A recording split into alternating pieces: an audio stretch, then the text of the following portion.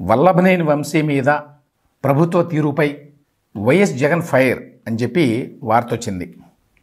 ఎందుకు ఇలా అంటున్నాడంటే, దీనికి ఈయన చెప్పే కారణం ఏంటి అంటే, గన్నవరం కేసులో నా మీద టీడీపీ నేతలు ఒత్తిడి తీసుకొచ్చి తప్పుడు కేసు పెట్టించారు అని చెప్పి సాక్షాత్తు జడ్జి గారి ముందే ఒక దళిత యువకుడు ఎవరైతే కంప్లైంట్ ఇచ్చాడో ఈ కేసులో ఒరిజినల్గా ఆ దళిత యువకుడు వాంగ్మూలం ఇచ్చాడు. దీంతో అధికార పార్టీ అంటే తెలుగుదేశం పార్టీ కుట్ర బట్టబయలైంది, బండారం బయటపడిందని చెప్పి ఇప్పుడు చంద్రబాబు నాయుడు దుర్మార్గాలు చేస్తున్నారు అనేది జగన్మోహన్ రెడ్డి గారి ఆర్గ్యుమెంట్. ఏం జరిగింది ఇక్కడ అసలు? టీడీపీ గన్నవరం ఆఫీస్ మీద 2023 ఫిబ్రవరి 20వ తేదీన దాడి జరిగింది. అప్పట్లో ఎమ్మెల్యేగా ఉన్న వల్లభనేని వంశీ అనుచరులు పార్టీ ఆఫీస్ మీద దాడి చేసి ధ్వంసం చేశారు అక్కడ అని చెప్పి వార్తలు కూడా వచ్చినాయి. నిజానికి పోలీసులు అప్పుడే కేసు పెట్టారు. అయితే ప్రభుత్వం వైఎస్ఆర్సీపీ కావడం చేత వల్లభనేని వంశీ తెలుగుదేశం పార్టీ టికెట్ మీద గెలిచినా కూడా ఆయన వైఎస్ఆర్సీపీలో కొనసాగుతూ ఉండటం చేత పోలీసులు ఆ కేసుని చాలా లైట్గా తీసుకున్నారు. మళ్ళీ 2024లో కూటమి ప్రభుత్వం అధికారంలోకి వచ్చిన తర్వాత ఈ కేసులో వేగం పెరిగింది. కూటమి ప్రభుత్వం వచ్చిన తర్వాత కూడా వల్లభనేని వంశీని అరెస్ట్ చేయాల. ఎందుకంటే ఈ కేసులో డజన్ల కొద్దీ నిందితులను చేర్చారు. వాళ్ళల్లో వల్లభనేని వంశీ 71వ నిందితుడిగా ఉన్నాడు. అయినా కూడా తను కూడా అరెస్ట్ చేస్తారనేటువంటి భయంతో ఆయన కోర్టుకు వెళ్ళి ముందస్తు బెయిల్ తెచ్చుకున్నాడు. దీని మీదనే ఇప్పుడు చాలామంది వైసీపీ నాయకులు కూడా మాట్లాడుతున్నారు. అసలు ఈ కేసులో అరెస్ట్ చేయొద్దు వల్లభనేని వంశీని అని కోర్టు బెయిల్ ఇచ్చింది, బెయిల్ ఉన్నా కూడా అరెస్ట్ చేస్తున్నారు అనే మాట కూడా మాట్లాడుతున్నారు. కానీ ఇప్పుడు వల్లభనేని వంశీని అరెస్ట్ చేసింది ఒరిజినల్ గన్నవరం టీడీపీ ఆఫీసు మీద జరిగిన దాడి సంఘటనకు సంబంధించి కాదు, జగన్మోహన్ రెడ్డి గారు ప్రస్తావించిన దళిత యువకుడి వాంగ్మూలానికి సంబంధించి. ఈ కేసు నడుస్తూ ఉండగా మొన్న 7వ తేదీన ఒరిజినల్గా ఎవరైతే రిపోర్ట్ ఇచ్చారో ఈ కేసులో ఎవరైతే కేసు పెట్టారో ఆ వ్యక్తి పేరు సత్యవర్ధన్. అతను గన్నవరం టీడీపీ ఆఫీసులో కంప్యూటర్ ఆపరేటర్గా పనిచేస్తున్నాడు. ఇన్సిడెంటల్లీ అతను ఎస్సీ వర్గానికి చెందినవాడు.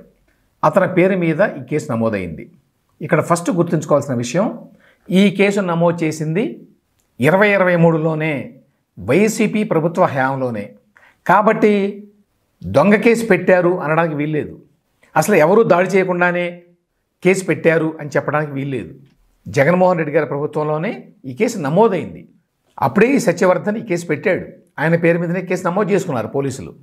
అప్పుడు పోలీసులు ఇదంతా అబద్ధం అని ఏమి చెప్పాలా, కాకపోతే కేసుని ఒక మూలన పడేశారు అంతే. తాజాగా ఈ కేసులో జరిగిన ట్విస్ట్ ఏమిటి?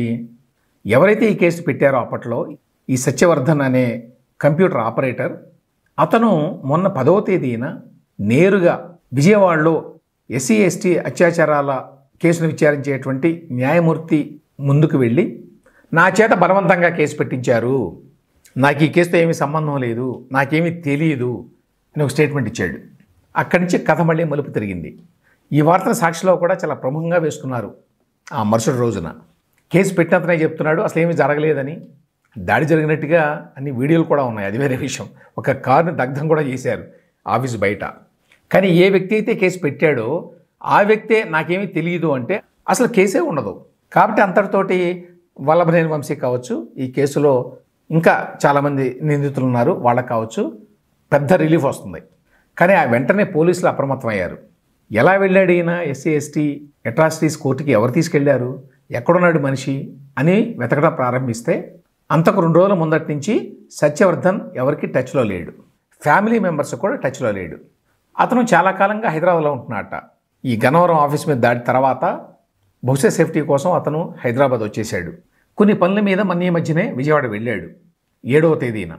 ఆ మరుసటి రోజున అతన్ని వల్లభనేని వంశీకి చెందిన మనుషులు ఆయుష్ ఆసుపత్రి దగ్గరికి పిలిచి అతను కిడ్నాప్ చేసి హనుమాన్ జంక్షన్కి తీసుకెళ్లారట. పోలీసులు చెప్తున్న వివరాలు ఇవన్నీ. తీసుకెళ్ళి అక్కడ వాళ్ళు ఒక వీడియో రికార్డింగ్ చేశారు అతని చేత మాట్లాడించి. ఏమని? ఈ కేసుతో నాకేమీ సంబంధం లేదు, నన్ను టీడీపీ వాళ్ళు బలవంతం చేసి ఈ కేసు పెట్టించారు వల్లభనేని వంశీ మీద, ఇతరుల మీద, అసలు గన్నవరం ఆఫీస్ మీద దాడి జరగడమే నేను చూడలేదు, ఇట్లాంటివి. అక్కడి నుంచి అతను విజయవాడకి తీసుకొచ్చి నేరుగా ఎస్సీ ఎస్టీ కేసును విచారించేటువంటి న్యాయమూర్తి దగ్గరకు తీసుకెళ్ళి అక్కడ అతని వాంగ్మూలాన్ని రికార్డు చేయించి అక్కడి నుంచి హైదరాబాద్ తీసుకెళ్లారు. హైదరాబాద్లో వల్లభనేని వంశీ మైహోమ్ భూజా అని చెప్పి అపార్ట్మెంట్ కాంప్లెక్స్లో ఉంటారు, అక్కడికి తీసుకెళ్లారట. అక్కడ ఏదో మాట్లాడుకున్నారు. అక్కడి నుంచి అతన్ని మళ్ళీ విశాఖపట్నం తీసుకెళ్లారు. పోలీసులు చివరికి అతన్ని విశాఖపట్నానికి ట్రేస్ చేసి అక్కడి నుంచి పట్టుకొచ్చారు. ఇప్పుడు ఈలోగా అతని అన్న కిరణ్ పోలీసులకు ఒక కంప్లైంట్ ఇచ్చాడు, 2 రోజుల నుంచి మా బ్రదర్ కనిపించడం లేదు అని. ఆ బేసిస్ మీద ఇప్పుడు కొత్తగా కేసు నమోదైంది. ఏంటి కొత్తగా నమోదైన కేసు?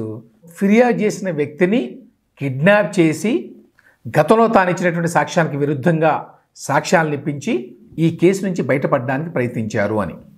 ఇది కొంచెం పెద్ద పథకమే. మామూలుగా ఎవరు ఈ స్థాయిలో ఇట్లా చేయరు. ఎవరైతే ఫిర్యాదు చేశారో అతని చేత కంప్లైంట్ విత్డ్రా చేయిస్తే కేసే ఉండదని చెప్పి వీళ్ళు అనుకున్నారు. కాకపోతే మళ్ళీ వేరే కేసు పెట్టచ్చు అనుకోండి, కానీ అది చాలా టైం పడుతుంది కదా. ఈ లోపల దాని స్టీమ్ తగ్గిపోతుంది. గతంలో 2023లో పెట్టిన కేసు ఇప్పుడు ఒకవేళ చెల్లదు అంటే, అందుకోసం అని చెప్పి బహుశా ఇంత పెద్ద ప్లాన్ వేశారు.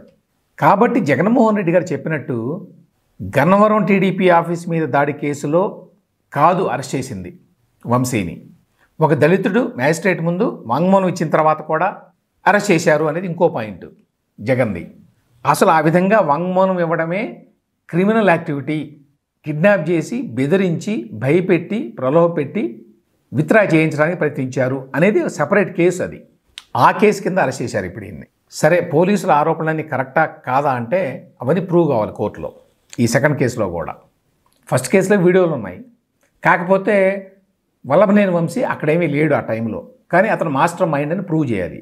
ఇప్పుడు ఈ సెకండ్ కేసులో ఈ సత్యవర్ధన్ని కిడ్నాప్ చేసి హనుమాన్ జంక్షన్ తీసుకెళ్ళి అక్కడ వీడియో రికార్డింగ్ చేసి అక్కడి నుంచి తీసుకొచ్చి విజయవాడ మేజిస్ట్రేట్ ముందు అక్కడ వాంగ్మూలం ఇప్పించి అక్కడి నుంచి మళ్ళీ హైదరాబాద్ తీసుకెళ్ళి అక్కడ వంశీ చేత మాట్లాడించి అక్కడి నుంచి మళ్ళీ విశాఖపట్నం తీసుకెళ్ళి అక్కడ పెట్టారు అనడానికి ఇప్పుడు పోలీసులు ఆధారాలు సేకరించాలి.